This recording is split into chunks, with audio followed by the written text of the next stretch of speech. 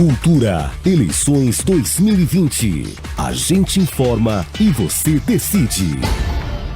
A Rádio Cultura inicia hoje uma série de entrevistas com pré-candidatos a prefeito do município de Guarapuava. Seguindo a legislação eleitoral, nós queremos dar ao nosso ouvinte a possibilidade de conhecer aqueles que podem ser os candidatos na próxima eleição. Saber quem são e o que pensam sobre os principais temas da cidade atualmente, expor as suas plataformas e projetos políticos. Claro, como pré-candidatos, respeitando a legislação que regula essa fase da corrida eleitoral. Todos os convidados estão cientes dessas regras e certamente comprometidos a respeitar o que diz a lei, assim como nós da Rádio Cultura pretendemos fazer. Nós iniciaremos todas as entrevistas com perguntas mais pessoais sobre a trajetória política dos candidatos e depois falaremos de temas relevantes para a cidade, sempre no tempo de 30 minutos. O nosso primeiro convidado é o médico Antenor Gomes de Lima, do Partido dos Trabalhadores. Bom dia, Antenor, seja bem-vindo. Bom dia aos ouvintes da Rádio Cultura. A satisfação é redobrada porque há muito tempo não estou aqui conversando a partir desse microfone. Eu sei o quanto atinge a população, o quanto ela se baseia, o quanto a população forma a sua opinião a partir de um jornalismo sério, porque nós comentávamos agora há pouco, né, toda a dificuldade que a gente tem de buscar a melhor informação, a informação correta, que chegue até as pessoas e que forme o seu pensar. Obrigado, Antenor, nós agradecemos a sua presença. Queremos saber quem é, se apresente, né, ao eleitor de Guarapuava, quem é o Antenor Gomes de Lima? Antenor Gomes de Lima, então, lógico que digamos assim, é um estigma já, né, que é do profissional, do médico, que construiu a sua trajetória no setor público, né, eu ressalto muito isso, por conta da sua formação pessoal, que foi baseada nos valores do cristianismo, na doutrina social, em especial na doutrina social da Igreja Católica, onde a Rerum Novarum ela teve um entendimento especial para a minha vida, e eu, a partir dali, desses valores convivendo, eu fui muito tempo dos Jovens Unidos da Catedral da Juca, decidi e defini a partir de alguma inspiração, em especial da visão salesiana e de alguns materiais que os salesianos tinham, que era uma coleção que chamava Os Heróis e a outra coleção se chamava Os Campeões, né?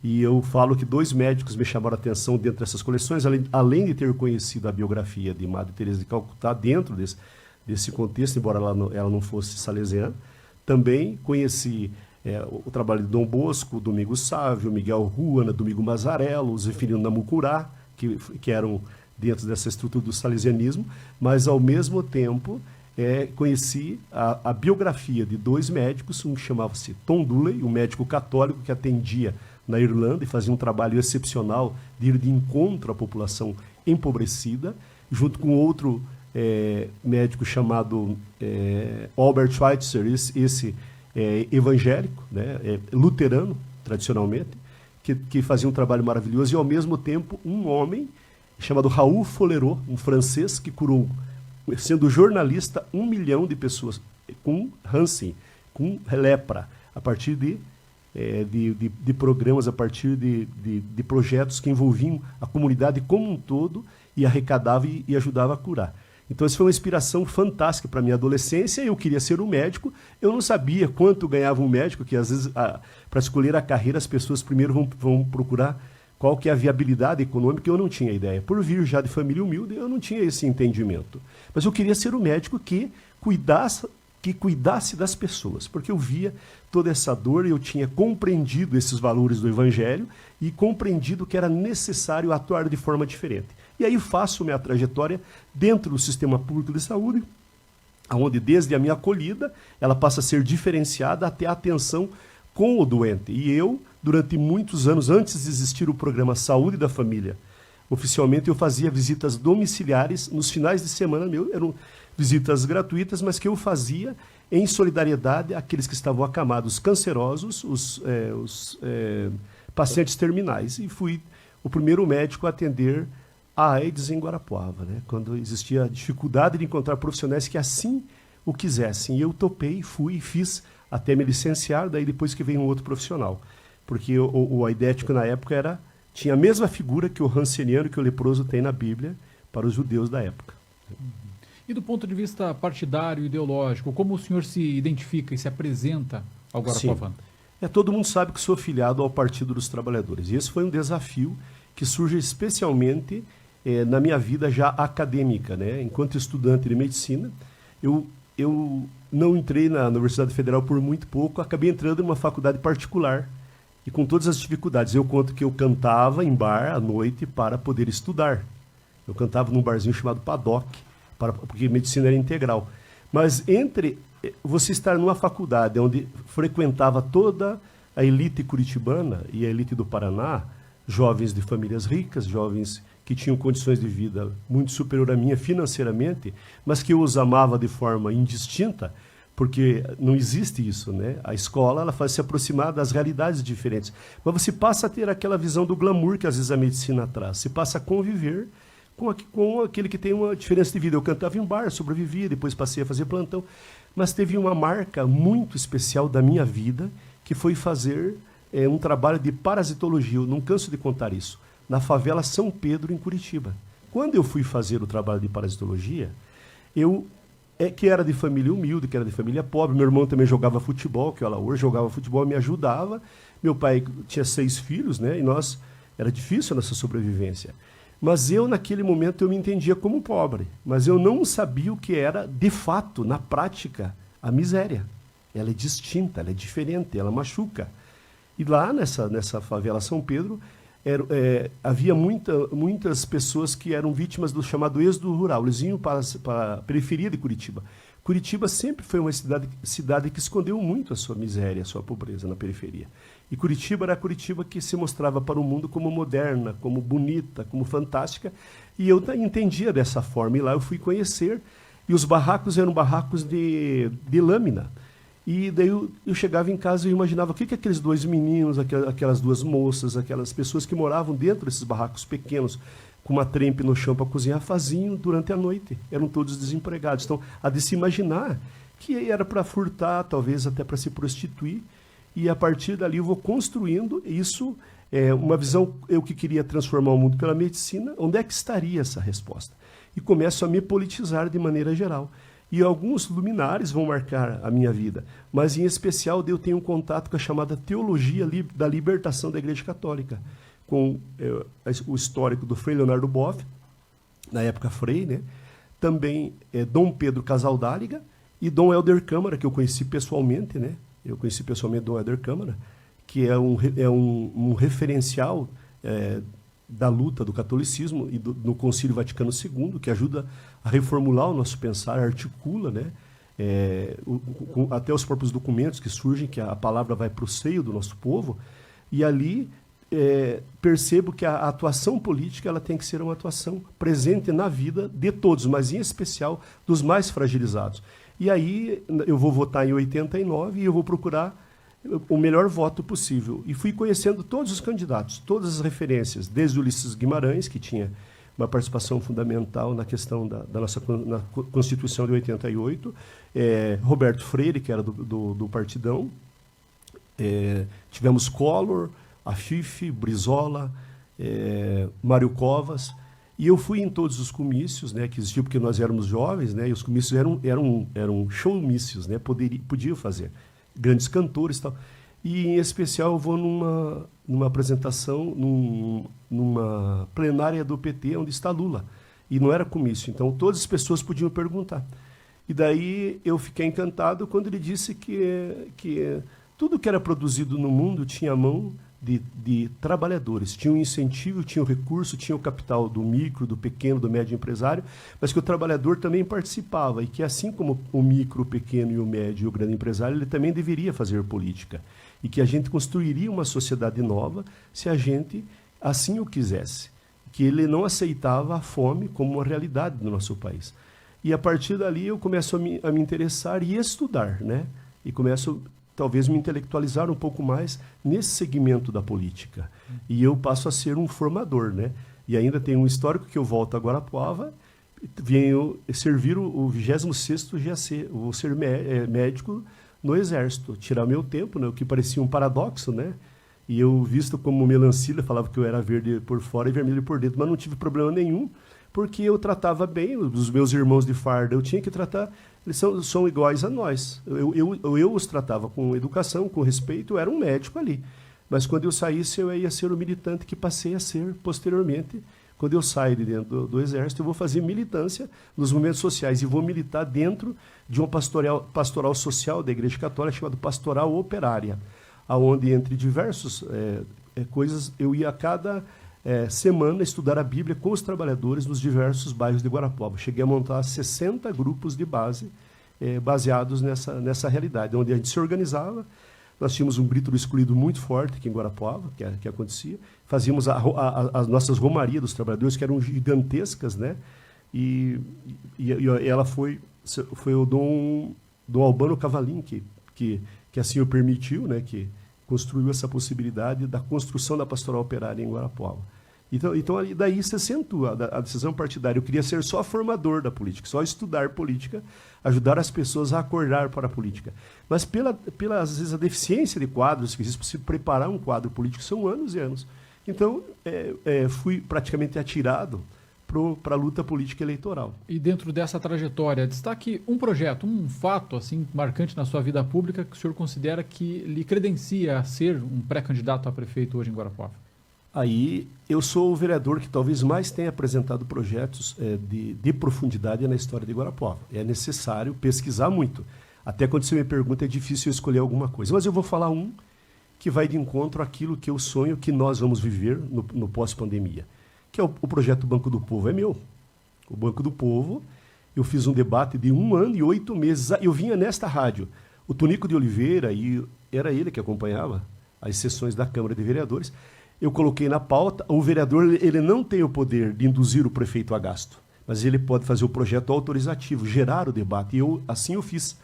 E eu colocava a prefeitura, porque o apelo era muito grande do projeto, ela usava os seus vereadores, usava desse artifício, não tinha coragem de enfrentar a população naquele momento, nós tínhamos uma base muito boa, e ela retirava. Quando ela retirava, eu era entrevistado aqui na Rádio Cultura. Ou lá no plenário, ou era no outro dia aqui. Então, esse debate ele permaneceu, olha, esse jogo de 1 ano e 8 meses. Porque eu tinha o meu primeiro projeto, quando era aqui, ainda neste prédio da Rádio Cultura, a Câmara de Vereadores, eu apresentei um projeto terminando com os jetons. O vereador ele participava da sessão extraordinária e ganhava o jeton. E eu fui derrotado com o meu projeto. E daí eles falaram, então você devolva esse dinheiro. Eu falei, não vou devolver. Eu vou montar um fundo de mini projetos. E assim eu fiz. Com esse fundo de mini projetos, eu ajudei a montar uma fabriqueta no Guaratu. E dei mais dinheiro do meu bolso, eu não dependia daquela atividade, eu era médico, eu não dependia do recurso de vereador, e respeito quem depende, porque tem que ser respeitado assim. Mas com esse recurso eu montei uma fabriqueta para os trabalhadores e vou falar aqui, coloquei mais uma quantia boa do meu bolso. O que faltou naquele momento? Faltou experiência, porque isso eu respeito e entendo o sofrimento dos micro, dos pequenos, dos médios empresários de Guarapuava nessa crise, como é difícil ter um capital de giro. E a partir dali eu comecei a perceber que era necessário mais coisas. Fizemos também uma padaria comunitária, junto com a Pastoral Operária, lá na Vila São Luís. Daí doamos hoje essa padaria comunitária, ela é da creche João Paulo II. Porque as pessoas não sabem trabalhar coletivamente, não sabiam se ajudar e começavam a brigar. Mas aí nasce esse projeto porque eu senti a necessidade de você ter um capital de giro. E eu apresento, naquele momento, quando é aprovado, eu apresentei uma emenda parlamentar no orçamento de 1 milhão. A prefeitura entraria com 1 milhão e o BNDES daria uma contrapartida de R$1 milhão para ajudar os pequenos projetos dos diversos bairros. Baseado em quê? No Grameen Bank, de Bangladesh, e de algumas experiências de 7 bancos do povo que o PT tinha no Brasil, que dizia o seguinte, que quando se empresta o dinheiro para o mais humilde, para o pobre, para o microempresário, para o pequeno e para o médio, ele paga 98%. Você tem uma inadimplência de apenas 2%. Só que o prefeito da atualidade, o que ele fez? Ele mobilizou os vereadores e deixou apenas 100 mil no orçamento, não buscou a contrapartida do BNDES e só ficou para custeio. Na verdade, ele virou um balcão para empregar, desculpe o termo, empregar cupincha ali dentro. Destruiu um projeto que era de uma relevância muito grande. Agora, se for puxar pela minha cabeça, eu tenho o banco de leite aqui, que tem nos próximos, tem um projeto meu. Eu criei o Centro de Doenças Respiratórias de Inverno em Guarapuava como projeto de lei. Eu apresentei um projeto que avaliava toda a cadeia de atendimento da rede pública. Você era médico, as pessoas votavam no seu atendimento. Eu sei que muitos profissionais não gostaram, mas digamos que você atendeu 100 pessoas. Dessas 100, 95 não gostaram do teu trabalho. Você está na área errada, você está na atividade errada. Vá para uma outra, vá para trabalhar com estatística como médico. Mas se de 100 você atendeu 75, 80 gostaram, está adequado. Entre outras coisas é isso. Não tinha semana que eu não apresentasse projeto de lei. Eu não consigo nem lembrar de tanta coisa que eu apresentei. Como legislador e como fiscalizador também, né? O senhor foi por 2 mandatos? 3 mandatos. 3 mandatos. 3 mandatos. Bom, falamos aqui um pouco da sua trajetória, queria entrar em alguns assuntos que são importantes para Guarapuava, começar com o tema da mobilidade urbana. Sim. Desde 2018, vários aplicativos de transporte individual de passageiros, eles começaram a atuar aqui em Guarapuava. E cabe aos prefeitos, pela legislação federal, cabe aos prefeitos regular esse serviço. O que você pensa sobre a regulação desse serviço? Você acredita que o poder público municipal deve criar regras para os aplicativos? Eu acho que, primeiro, as regras elas têm que partir do profissional também. Ele tem que ser consultado. O que está ocorrendo em Guarapuava é uma distorção e uma aberração por conta de que esses profissionais que trabalham cotidianamente com isso não foram consultados. Então, se você estabelece, e aí é uma das marcas que eu ainda como pré-candidato, estou falando como pré-candidato, quero imprimir, que é os grandes debates, as grandes temáticas, elas têm que passar pelo público interessado e pela população em geral. Como que eu vou resolver algo com tanta importância sem os atores poderem distribuir? Eu viro de cima para baixo, eu verticalizar as decisões.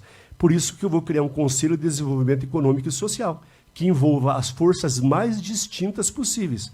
O que pensa como eu e o que pensa diferente de mim, para construir. Isso já, a minha atuação política, eu fazia de tempos em tempos, enquanto vereador, eu fazia as plenárias do meu mandato para receber as críticas, como a professora Terezinha faz atualmente, para receber as críticas daquelas pessoas que acreditam naquele trabalho, mas que indicam caminhos. Então, como resolver algo que está aí nesse debate e que, a priori, eu sou favorável às reivindicações deles, mas eu tenho que me inteirar da legislação específica.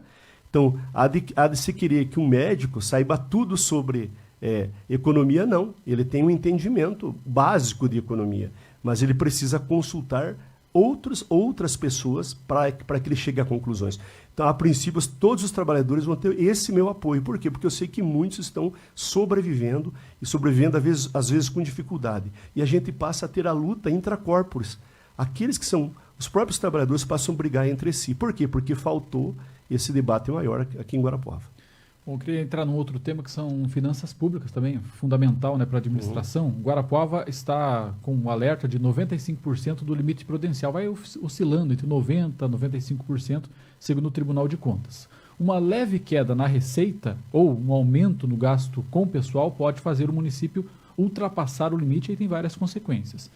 Como o senhor considera possível, na atual conjuntura econômica, manter o equilíbrio entre gastos com funcionalismo público e demais demandas? Veja que você está colocando uma pergunta digamos assim, de uma dificuldade imensa de resolver para o país de uma forma geral.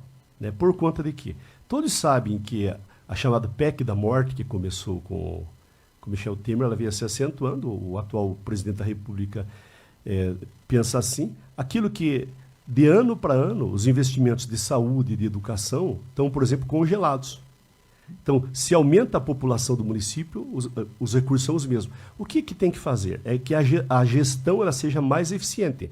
E não teve uma eleição que eu disputei em Guarapuava, não teve uma, até hoje, que eu não tenha colocado como plano central de governo a participação popular e, especialmente, o orçamento participativo. Quando Lula ganha a presidência da República na primeira oportunidade, ele chama o Jorge Hag e cria a Controladoria Geral da União. E o Jorge Hag acompanha Lula 2 mandatos de 1 a 1. Pasme os senhores. Não tinha como você ter um controle de todos os municípios do país. Como que você ia controlar 5.000 e poucos municípios? Você ia ter que criar pelo menos 5.000 cargos se você quisesse colocar um em cada município do país. O que o Jorge Hag fez? Ele montou uma equipe de técnicos eficientíssimos e fazia o quê? De forma aleatória. Sorteava um município aqui do Paraná, um município lá de Goiás, um município de Minas, e essa equipe vinha e rastreava o quê? Ele rastreava o recurso que saía do governo federal e como ele chegava até o município. E ali, a surpresa maior. 96%, 97%, 98% dos municípios superfaturavam obras. As concorrências, os pregões, elas são legais. A tua proposta é melhor que a minha. Mas havia muitos aditivos. Você não entregava a tempo e aditivava. E aquela obra que, estou chutando aqui, que era para custar 500, saía 10 milhões. 500 mil saía 10 milhões. Então isso ficou comprovado que o grande problema de corrupção do país ela se dá nesse aspecto. Como a grande mídia, que eu falo, a televisão e os jornalões não quiseram dar vazão a isso passa a prejudicar os municípios. Quando você discute a questão do índice prudencial, você sabe que quando você atinge um limite, você tem que mandar despedir cargos comissionados. Aí a população ela tem que aprender também, quando ela vota e ela escolhe um projeto, os vereadores daquele lado têm que ser contemplados, porque senão acaba havendo uma pressão e isso eu vi na Câmara de Vereadores. Eu nunca precisei de apoio, eu nunca tive apoio de prefeito nenhum e nunca negociei. Eu vou colocar aqui em público algo que Guarapuava inteira não sabe. As creches de Guarapuava, os CMEs, ocorreram por influência direta minha.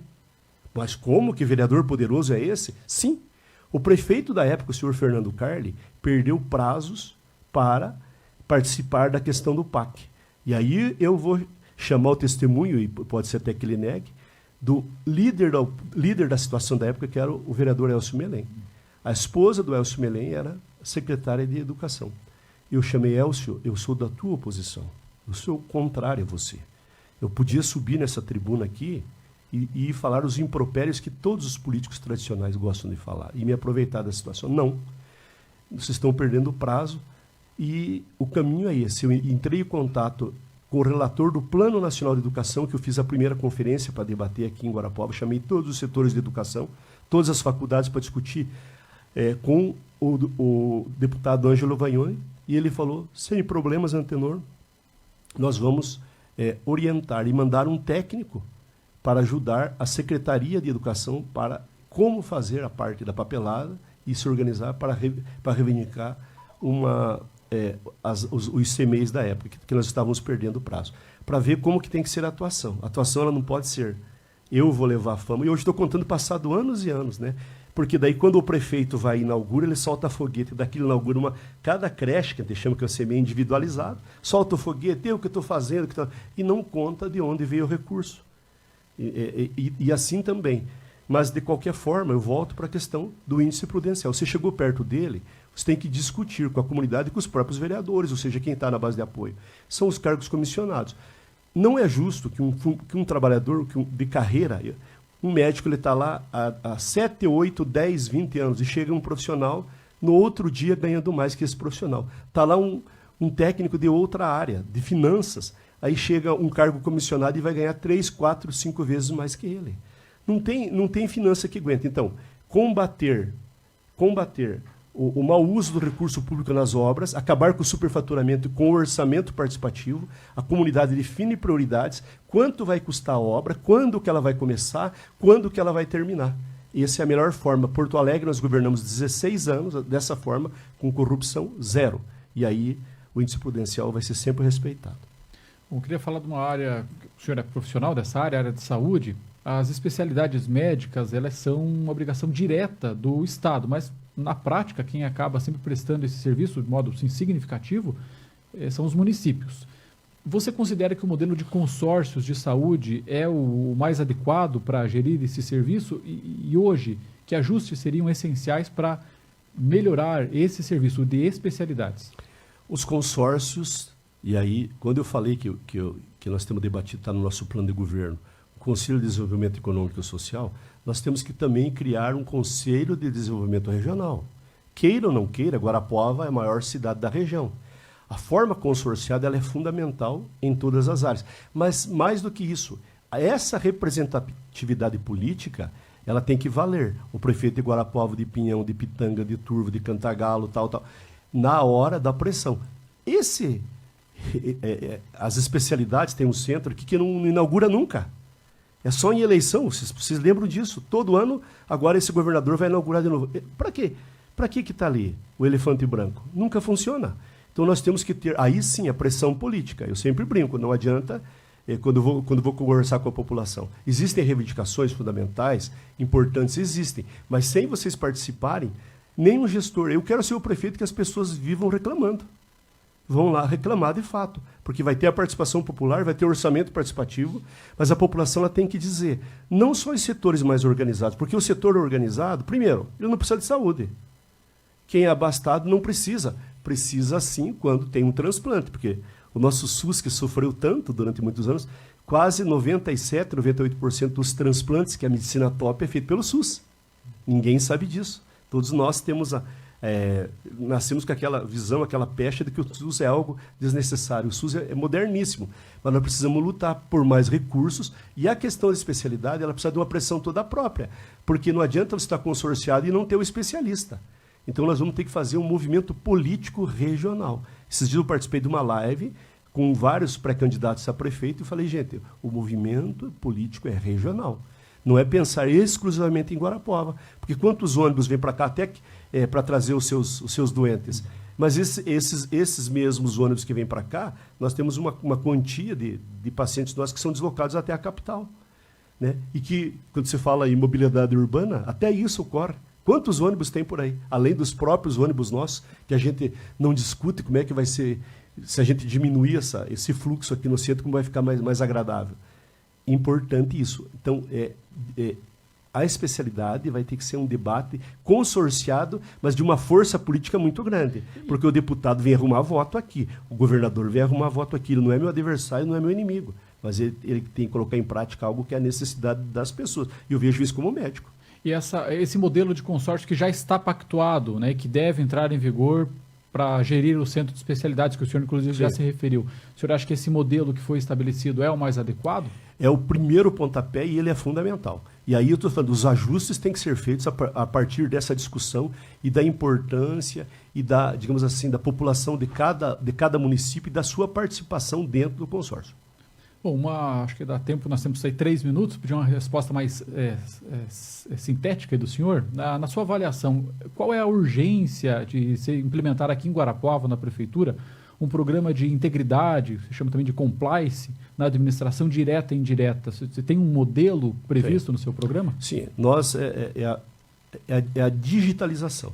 A cidade de Guarapuava ela tem que dar um passo à frente. Nós, nesse programa de governo nosso, que ontem foi mostrado à população, ele é muito redondo, todos os anos nós fazemos um plano de governo presencial. E este ano nós não pudemos por conta da pandemia. Então nós chamamos vários setores da sociedade, vários segmentos da sociedade para participar e criamos uma plataforma digital. Então essa plataforma as pessoas põem as suas ideias. O controle social que se dá a partir da Constituição de 1988, ele não ocorre por quê? Porque as pessoas não têm acesso. Todo mundo tem o celular, mas o nosso debate, eu trouxe o maior especialista do país para discutir comigo a questão do software livre, para disputar lá no nosso plano de governo. Então, como você ter toda essa colaboração, toda essa participação? E aí não é só da população mais humilde, mas da população em geral. Se você sair em Guarapuava hoje, o sofrimento dos micros, dos pequenos, dos médios empresários, dos lojistas, ele é muito grande. Nós estamos vivendo uma crise, uma pandemia absurda, mas também uma crise econômica, que se reflete em todos os setores da sociedade.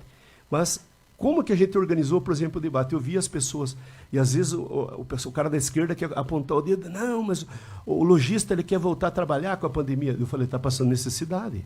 Olha o que foi feito na Argentina. Os empresários, os micros, pequenos, médios empresários tiveram garantido receita para se manter, como o trabalhador também teve. E eu vi o Alberto Fernandes que um país que não tem as reservas cambiais que o Lula e Dilma deixaram, que é 397 bilhões.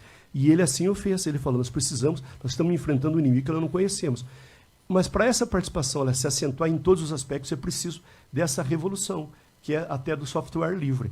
Claro que não é uma coisa que se instala da noite para o dia, mas nós precisamos disso. Aí, de uma forma geral, toda a sociedade vai ser contemplada.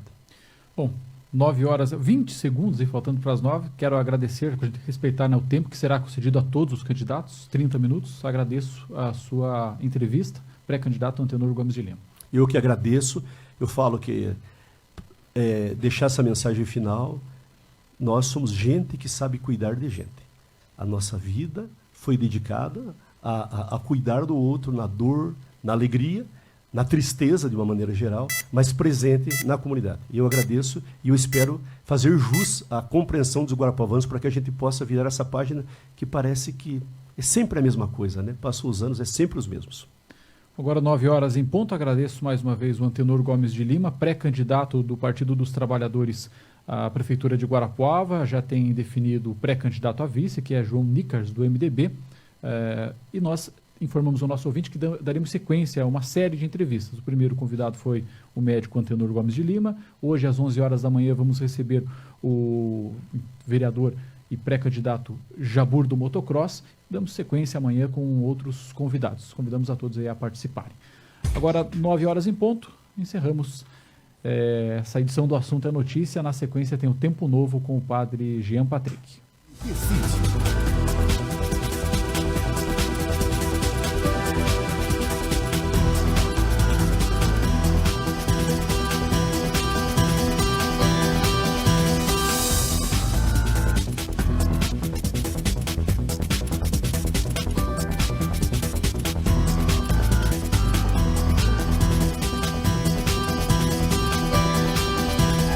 Cultura FM 94,3. Fique ligado, em instantes, programa Tempo Novo,